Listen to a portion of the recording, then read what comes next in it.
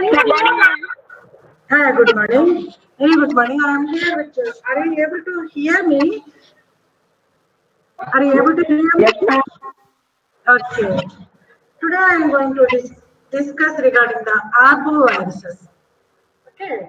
So commonly they may ask as an essay question regarding the arboviruses and write regarding the Japanese encephalitis like that. Okay. So here the arboviruses. What are the arboviruses? Arboviruses means arthropod-borne viruses. Viruses which are maintained in nature, principally it is defined as the viruses which are maintained in nature, principally to an extent through biological transmission between the susceptible vertebrate host by hemophagous arthropods and passed on to a new vertebrate by the bite of an infected arthropod after a period of extrinsic incubation period. That is the definition for the arboviruses. It is maintained in nature principally to an extent through biological transmission. It is transmitted biologically between a susceptible vertebrate host by hemophagous arthropods and passed on to a new vertebrate by the bite of an infected arthropod after a period of extensive incubation period. Okay, if you see the classification of the arthropod arboviruses, they are divided into 7 major groups and 18 smaller groups. Many remains still unclassified. Though there are many few known to be capable of infecting a man and a much smaller number of capable of producing the disease. The mainly they are divided into 7 major groups and 18 smaller groups. There are many viruses capable of infecting the man. Of course, they are prevalent in India. Arboviruses which are prevalent in India, they are divided into Group A, Group B, and others. So the Group A are alpha viruses, that is chikungunya and syphilis virus, and Group B it is dengue, Japanese encephalitis, Kesnor forest disease, and West Nile fever, and others are there are so many other groups. Of course, for the convenience, we can divide it into 3 clinical syndromes. They are first one the febrile group, hemorrhagic group, encephalitis group. So, for convenience, we can divide it into 3 clinical syndromes: febrile group, hemophagous group, and encephalitis group. Among the febrile group, most common group which comprises a large number of relatively undifferentiated fevers, generally benign associated with or without rashes and joint pains, that is simply chikungunya and dengue fever. As you see, as you learned already, in chikungunya fevers, it is severe joint pains with the fever, and then dengue fevers. If you see the hemorrhagic group, they are relatively very serious. There will be high morbidity and mortality. For example, chikungunya, dengue, Kisnor forest disease. Among the encephalitis group, meningoencephalitis associated with a high mortality, that is Japanese encephalitis. So, it is 3 clinical syndromes which are described: febrile group, hemorrhagic group, and encephalitis group. If you see the chikungunya, it is a local word meaning doubling up or bends up or stops working on the excruciating joint pains. So chikungunya means severe joint pains. The patient will appear to the OP in the form of doubling up, not able to walk, even not able to bend up. And causative agent is chikungunya fever is caused by a chikungunya virus, which is an RNA virus belonging to Tobacco family. There are 3 genetic groups of the virus is located in West Africa, Central and Eastern Africa and Asia. The transmission is by Aedes mosquito, Culex and Mansonia mosquitoes, mainly the Aedes mosquito. And the prevalence of chikungunya virus was first isolated in Tanzania and Uganda in 1952. The period of outbreaks have been seen in Africa and Asia. During 1957 and 74, there are outbreaks of chikungunya fever in several countries, in southeastern Africa. The most recent outbreaks have been observed in Central and West Africa.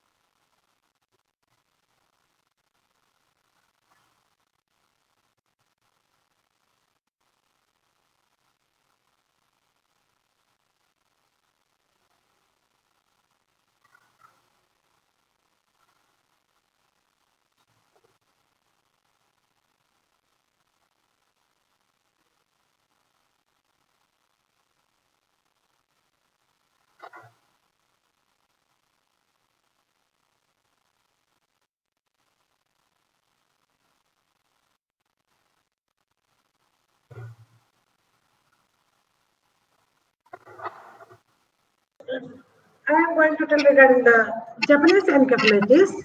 It is a mosquito-borne encephalitis caused by a group of arboviruses, and it is transmitted by fusician mosquitoes.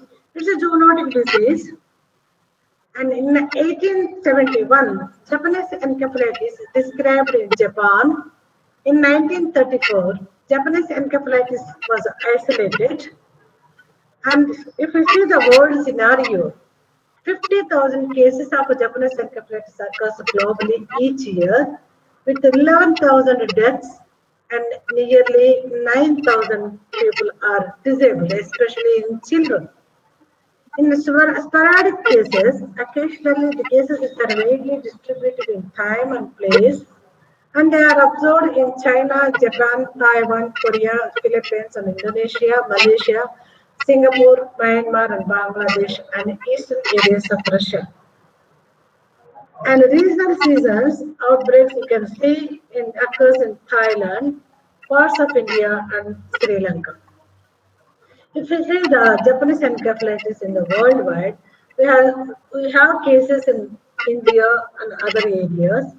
And if you see the Indian scenario, here Japanese encephalitis was first isolated in 1955 at Vellore in Tamil Nadu, and subsequently the outbreaks have occurred in 25 states, the Union Territories of India, and Japanese encephalitis virus infection is widespread and is particularly very high in the southern parts of India, that is in Andhra Pradesh, Tamil Nadu, and some parts of the Karnataka.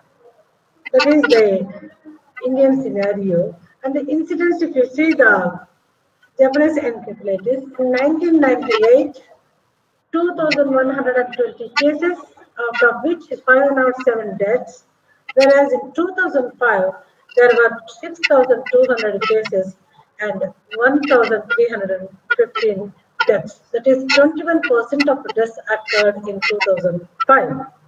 And if you see the epidemiological agent, Japanese encephalitis virus, it is a flavivirus, an RNA group, and then enveloped and the agohedral group, that is E protein on the outer side, M protein and the C protein, etc. And the natural cycle of the Japanese encephalitis, if you see, it is from the pigs to the mosquito between the pigs, from mosquito again the pigs. But the pigs they don't have they didn't show any manifestations. So the occult manifestation. And then from the mosquito to the cranes, etc. And then from the mosquito, the animal reservoir, the pigs is the major vertebrate host considered as the amplifiers for the virus. Cattle and buffaloes, of course, not natural hosts of the Japanese virus, and act as a mosquito attractants. Birds, the pond herons, and the cattle, ergers, and the poultry, ducks, etc. These viruses are transmitted from the pigs to birds and then to the human being. Of course, if you see the transmission of the cycle of the Japanese encephalitis virus, the reintroductions of the infected mosquito are the vertebrates, that is the viral amplifiers from mosquito to human being. Humans are the accidental occurring disease. This is a vertical transmission. As you see, that is the virus is transmitted from mosquito, that is the pigs, so again mosquito to the pigs, etc. So that is the host factors. The majority of cases are children less than 15 years. So the 85% of cases are seen in children less than 15 years of age group, and 10% are seen adult, that is over 60 years of age group. Males are more commonly affected than the females, and the population mobility, if you see the migration of the people from endemic areas to receptive areas. Occupation mostly a rural disease, occasionally related to agricultural practices. And then environmental factors, seasons. Japanese encephalitis is a seasonal disease The prevalence is mainly between May to October. And rainfall, it increases the opportunities for breeding of the mosquitoes. And if you see the vectors of the Japanese encephalitis, Q16 mosquito, that is the Culex trinercus and the Culex vistro and Culex debilitatus are the vectors for the Japanese encephalitis. And some Anopheles mosquitoes and Culex trinercus has been implicated as an important vector for the transmission of the disease in South Indian area. Habits, the breeding habits, they breed in the rice fields and the shallow ditches and the pools. The choice of the host is it is a zoophilic, feeding primarily on animal hosts. The time of bite usually at nights. Mode of transmission. The disease is transmitted to man by the bite of an infected mosquito and no man-to-man transmission. And a man is an incidental dead-end host. Incubation period, it varies from 5 to 15 days and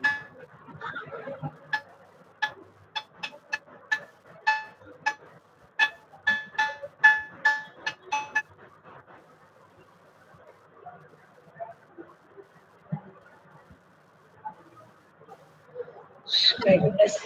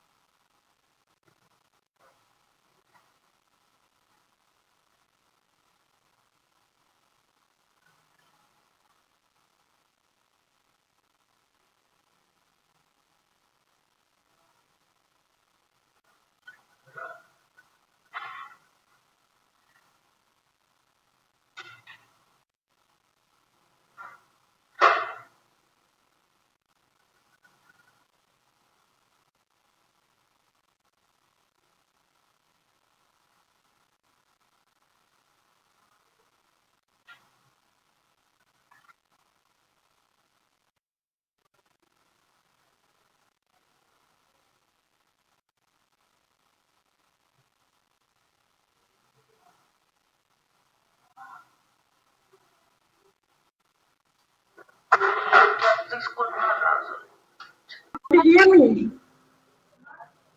Hello? Hello? Yes, ma'am. Yeah. You please tell if you didn't hear, please tell me whether I'm okay. See the pathogenesis of the Japanese encephalitis. Here, the neurotransmitter receptors are involved in binding the Japanese encephalitis virus to cells in the central nervous system. Here, the encephalitis mainly affects the central nervous system. It is sensitized. The T cells stimulate the inflammatory response by activating the macrophages lymphocytes, perivascular space, and the parenchyma to form a glial nodules, CD4 cells, T cells, and the CFS parenchyma, and B cells and perivascular space, etc. If you see the clinical features, they are divided into three stages. That is the prodromal stage, encephalitis stage, and the late stage. Here, the clinical features, the incubation period is 5 to 16 days. The disease is asymptomatic infection, 1 in 250 and 1 in 1000. It represents the tips of the iceberg. The disease depends upon the severity of infection, susceptibility of the host, location of the agent. It is characterized with central nervous system involvement. Japanese encephalitis is also called as brain fever. The symptoms and signs are prodromal stage, encephalitis stage. In prodromal stage, high-grade fever, headache, malaise. Its duration is for about 6 days. First 6 days, the child will have high-grade fever, headache, and malaise. In encephalitic stage, here the child will have seizures, altered sensorium, abnormal Gauss eye movements, absence of corneal reflex, absence of pupillary reflex, deviation of the angle of the mouth, loss of consciousness. Symptoms and signs of raised intracranial tension. That is, if you see the signs and symptoms, raised intracranial tension. It will show severe headache and vomiting, hemiplegia, bradycardia, irregular breathing, etc. Signs and symptoms of meningeal irritation and Kernig's sign positive. Encephalitis stage, seizures, altered sensorium, muscular rigidity, mask-like face, abnormal Gauss eye movements, absent corneal reflex, pupillary reflex, deviation of angle of mouth, loss of consciousness, symptoms and signs of raised intracranial tension, that is headache, vomiting, hemiplegia, bradycardia, and irregular breathing, etc. Signs and symptoms of meningeal irritation, Kernic's sign positive. That shows the typical case of Japanese encephalitis in children. So most of the cases are less than 15 years of age group, and most of the cases are hospitalized. Round about in 1979 and 1980, there are more number of cases in pediatric ward. In late stage, benign when active inflammation is at the end, high temperature and EEs are just normal. There will be mental impairment, increased deep tendon reflexes, then phases of upper motor neuron lesion and lower motor neuron lesion type, and the speech impairment. Complications, death 35 to 50% of cases, short prodromal stage, deep coma, hypertonia, and tachypnea. If the patient is survived, complications are as that of the late stage. Japanese encephalitis is a disease in children with early mortality. And diagnosis, clinical signs and symptoms, laboratory diagnosis, CSF, lymphatic pleocytosis, normal glucose level, and I see the serological test. There will be detection of IgM antibodies first weeks, and new serological tests are ELISA's test shows 88% with the sera and 81% with the CSF. And that is the typical MRI hypo and hyper intense lesions in the MRI scan. And if you see the eye opening, these are the typical signs and symptoms of eye opening, verbal and motor, etc. And if you see, if you are in the OP, whenever the child comes to you with the unconscious stage, you have to differentiate whether the child is having a meningococcus meningitis, encephalitis, or cerebral malaria or Graves syndrome. If the child is, if the child is an unconscious, if the unconscious child comes to you, so you have to differentiate is a meningococcus meningitis. There is the epidemic rash, stiffness of the neck, shock, bulging of the anterior congenita, palpable purpura and ecchymosis seen in meningococcal meningitis. If it is encephalitis, that is a viral encephalitis, focal symptoms and the signs like paralysis or abnormal movements, peripheral blood smear shows malaria is negative for malaria. That is encephalitis, viral encephalitis. In Reese syndrome, the child will have hypoglycemia, hyperammonemia, prolonged prothrombin time, and bilirubin normal or elevated. That is Reese syndrome. In case of cerebral malaria, the child will have malaria prevalent areas, and if you see the blood smear, shows malaria positive. These are the differential diagnoses if the child comes to you with the unconscious stage. The confirmatory diagnosis, altered sensorium, worsening of the clinical status, signs of infection, and asymmetrical brain damage, and a series of examination that will be viral meningitis. Differential diagnosis and endemics, the viral meningitis, that is serological test of the viral culture, tubercular meningitis. If you see the CSF in tubercular meningitis, glucose, reduced CSF glucose, papilledema, and parasitic infections, toxoplasmosis, and active demyelinating diseases, and bulbar poliomyelitis, history of having not received polio vaccine. These are the differential diagnosis and endemics regarding the meningitis. And then, if you see regarding the prevention and control,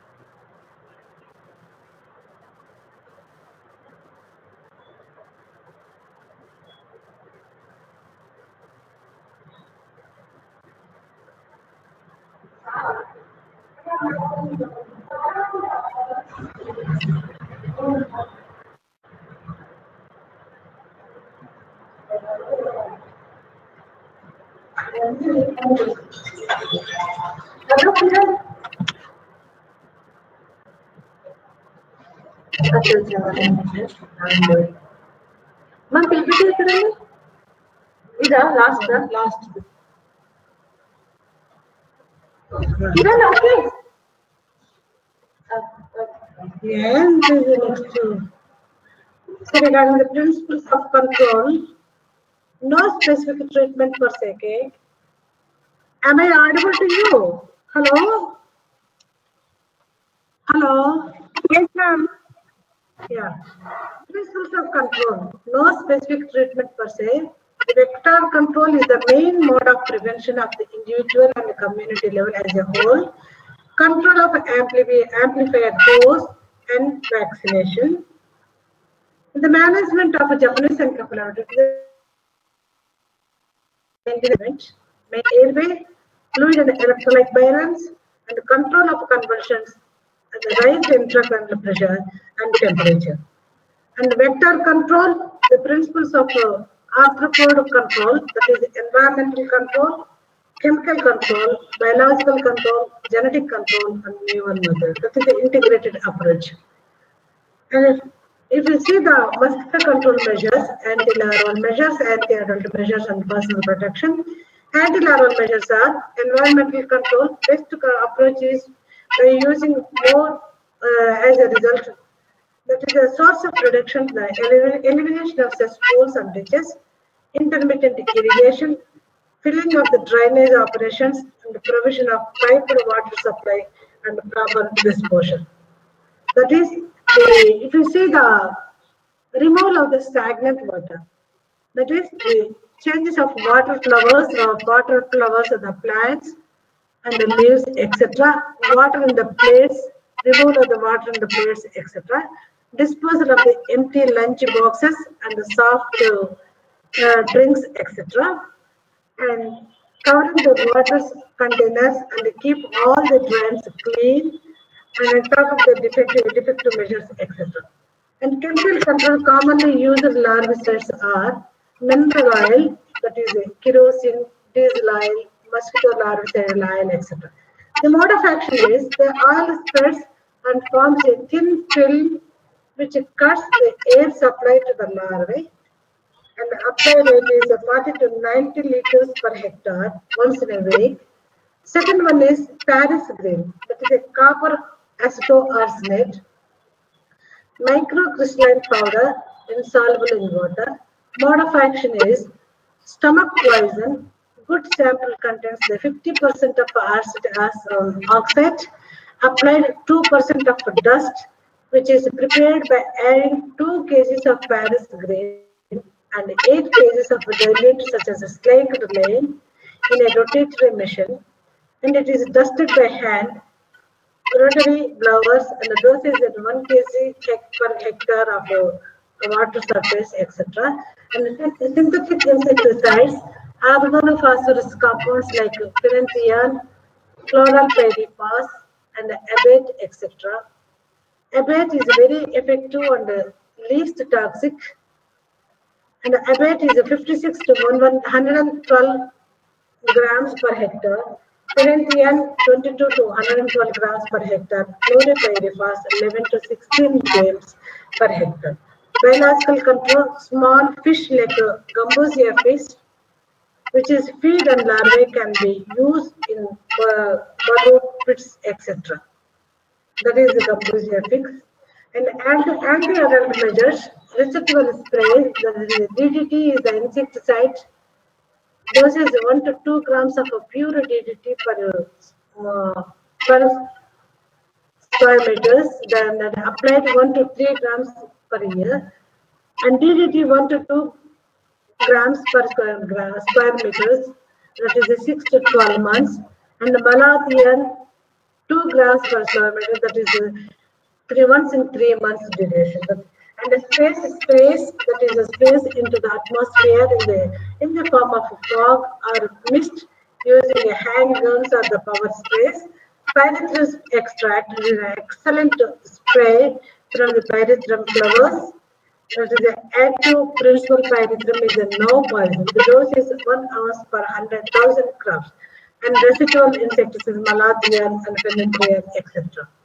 That is the pyrethrum flowers, and the space is sprayed by hand guns, etc.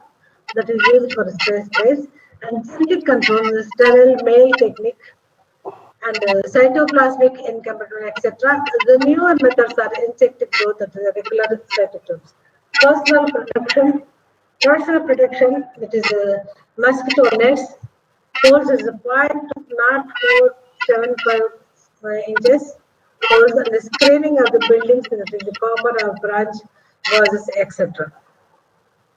These are the mosquito coils. And the vaccination, active immunization. That is a worldwide Japanese encephalitis vaccines are present.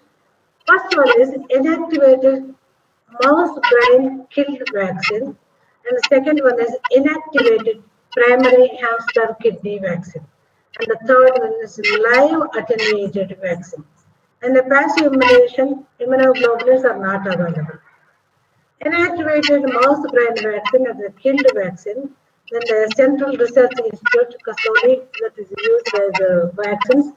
And the viral strands is the Nakayama strain Japanese encephalitis vaccine, isolated from the spinal fluid or the human case in 1935 and maintained by mouse brain vaccine. The dosage is first dose, second dose, third dose, and the booster dose.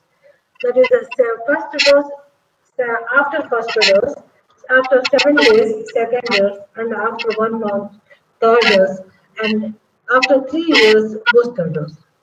Adult is 1 ml dose, and for children 1 to 3 years, 1 ml for adult, 1 to 3 years age, it is a 0.5 ml.